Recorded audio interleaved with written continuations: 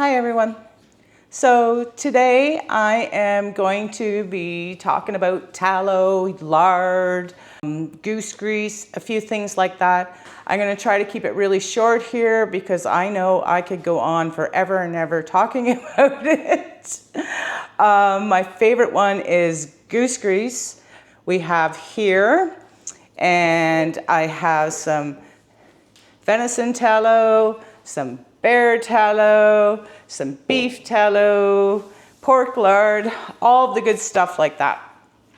So I'm just going to show you a few things here that I do with them.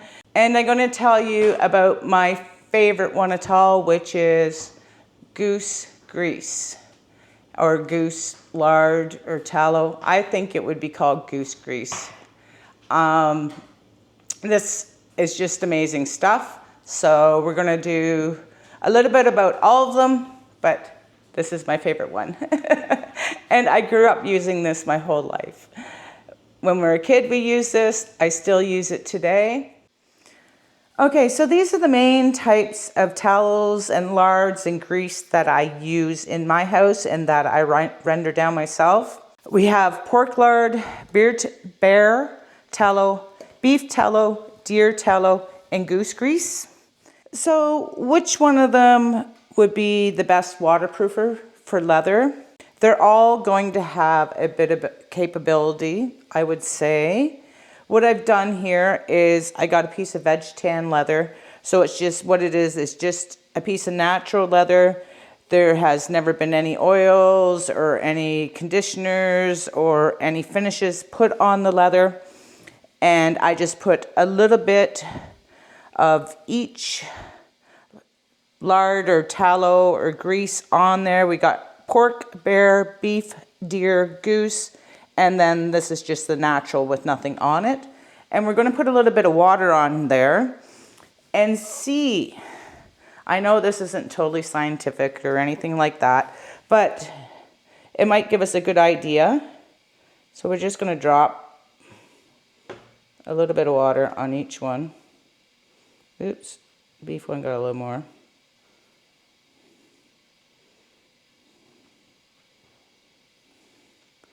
Maybe a little bit more. They're all sort of staying up there. Here, we'll just give them, try to get more of an even thing. I guess I should have had a dropper. And we're going to watch and see how long it takes them to soak into the leather. And you can see on the natural one here, it is soaking in quite quickly. And it looks like the beef one and the pork one are soaking in, and actually the bear one, I thought it would be a little better than it is. And the deer and the goose grease isn't soaking in at all. So we're just going to let this sit here for a few minutes and see what actually happens. This is kind of interesting. Okay, this has almost been 2 minutes. What I'm going to do, I'm just going to tilt it up and see what happens here.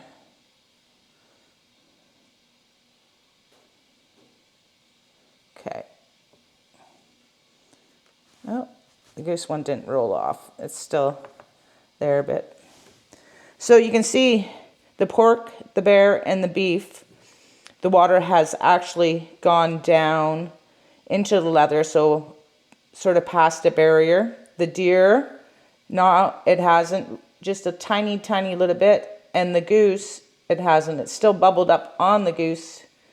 And see that when I hit the little bead of water, it just moves along. And there's the natural one where you can really see.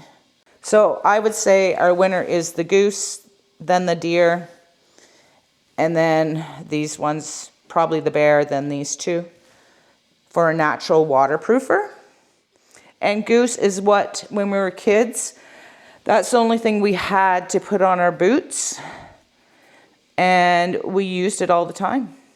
They have all different things you can use them for. Some of it is interchangeable, so I'll go over a little bit of it here.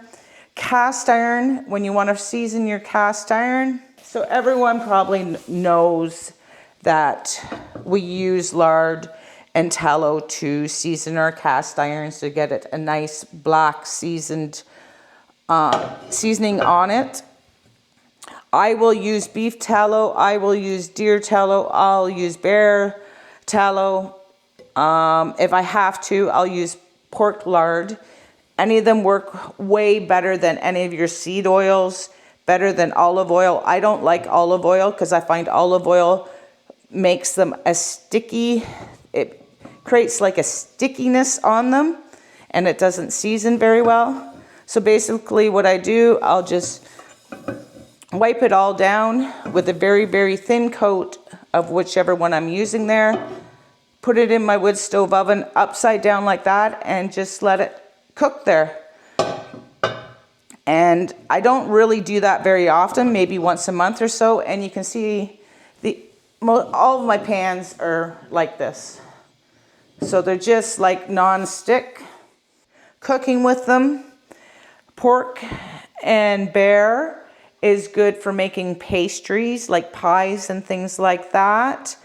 If you are frying, I would use beef. Deer has a little bit of a waxy taste and texture to it. So I don't really like cooking with deer, but if you had to in a pinch, it would work out just fine. Bear is very good for conditioning rawhide. And rawhide is a hide that has not been treated or tanned in any way. Just gonna open it up and let you see.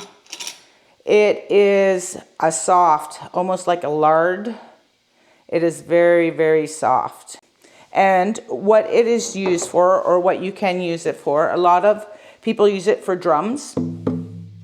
So for horse tack that is made out of rawhide, drums that are made out of rawhide is an excellent conditioner. And rawhide is not like regular leather. This is veg tan leather. Is just the actual hide with all the hair removed. There is no process to tan it whatsoever.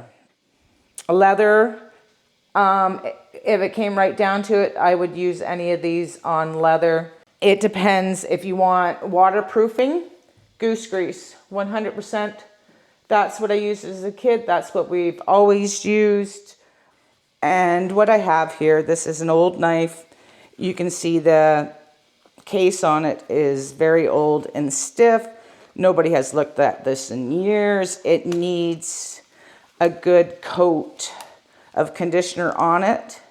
So I would probably use either the bear or the deer. Maybe use our deer tallow to do it. Any of these will work. I'm just using a piece of sheepskin here. And just going to give it a good conditioning. Rub it in everywhere.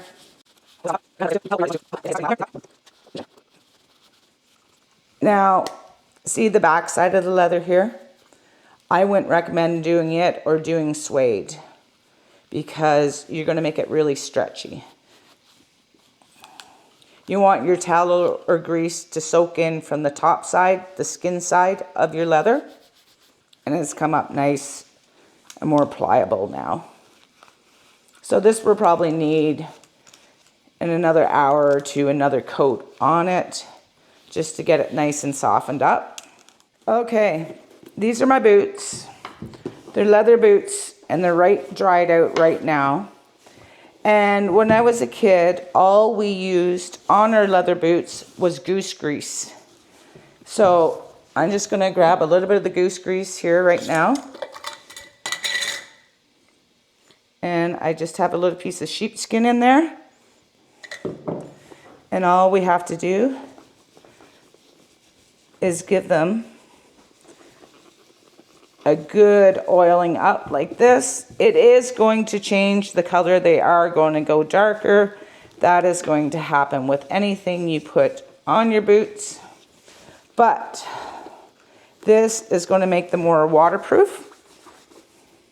And I use these a lot in the wintertime outside, so I don't want them getting damp and wet. And in a couple hours, that'll be all soaked in and they won't be as dark. But now they're going to be waterproof. There's the other one here to show you the difference. And you already feel how soft they are compared to these. You see how hard that leather is getting and see how nice and soft that is now. Yes, back when I was a kid, we could not afford fancy dubbin or different things that you put on your leather boots in the wintertime. So this was the only way we did it. And you know what? It worked. You might have had to do your boots probably a little bit more often. But your boots also dry out as much when you put things that have silicone and stuff in your boots. What's happening? It is closing up all the natural pores of the leather, and eventually your boots will rot because leather is a natural product that needs to breathe, right? And the silicone is not really good for leather. This is better, I would think, for your leather. It's going to last longer. And if you wanted to, you could add some beeswax probably to your goose grease, and it would work even better. And if you wanted to use like bear tallow or venison or beef and mix it with beeswax, heat it up and mix the two, you're probably going to get a good waterproofer too. Other things you can do with all of them: conditioning wood, like your cutting boards, your utensils, lubrication for machinery. Years and years ago, boar grease for muzzle loaders. They used to use bear tallow and a few other tallows. And everyone knows your soaps, your creams, or your lip balms, hair products. Bear is really, really sought after for hair products and split ends. You just put a little bit of that on your split ends and let it soak in. It clears them right up. It's very good. Other like beard wax, health benefits. They all have excellent health benefits. Vitamin A, D, E, K, antioxidants, anti-inflammatory. But if you talk to your doctor or healthcare specialist, they're going to say stay away from them. If you have high cholesterol or heart disease or things like that, all the health things, talk to your doctor. Don't talk to me. Don't believe things you see or hear or read. Figure it out yourself. I'm not telling you what to do there. All these, but mainly this, I make suet feeders for the wild birds. And you can feed it to your chickens too. Any of these you could feed to your chickens, especially in the winter time. It'll help them stay warm in the winter. And there's a whiskey jacket, the suet. He's just pecking away. They've been here all day, on and off. This morning there was a woodpecker, and the chickadees dive in when they got a chance to. Oh, here comes another whiskey jack. I'd say they're almost bigger than the blue jay. Oh, they're going to share it. That's so cute. A pair of whiskey jacks on the suet cake that we made. You can make fire starters out of them. You can make candles, pemmican. The list just goes on and on and on. Now, storage of them. If they're rendered down properly, your beef tallow, you can just, it's shelf stable in dark, cool place. Same with the deer. The bear, I keep in my fridge and freezer just because it's more of a lard and it's softer and it could maybe go rancid quicker. Same with pork lard. I keep this in my fridge. I'm not really sure about it, how long it will last.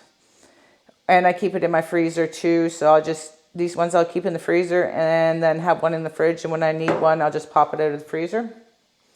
My goose grease, I always keep it in my fridge, and I don't get very much of it, as you can see here. I would love to have more of it, but a goose is only so big, and we only get so many geese a year, and this is probably the one I use the most for waterproofing, so wished I could get more of that, but it is what it is. When you're rendering them down, make sure you render them all down properly. You don't want any water in there. There's hundreds of different methods on YouTube. You can find out how to render them down. I usually do a dry render on the wood stove, but I do it in a double boiler just so it's safer. Most people will do it in their ovens. They'll do it in a crock pot. All different ways to do it. I'm not saying which way is good or bad. I do have a couple videos here about how I render them down. And then I did try the wet method to render some beef tallow down this year. You can watch that video. I did mess it up a little bit, the wet render, but it did turn out okay. So I will probably go to that again when I can get some good suet, good kidney suet from a butcher and redo it. Because the wet method is the best way if you're making soaps and creams and lip balms and stuff like that.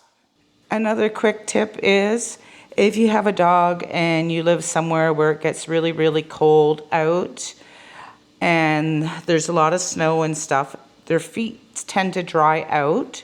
So what I'll do, I'll either use usually bear tallow, but if you don't have that, beef tallow will work too.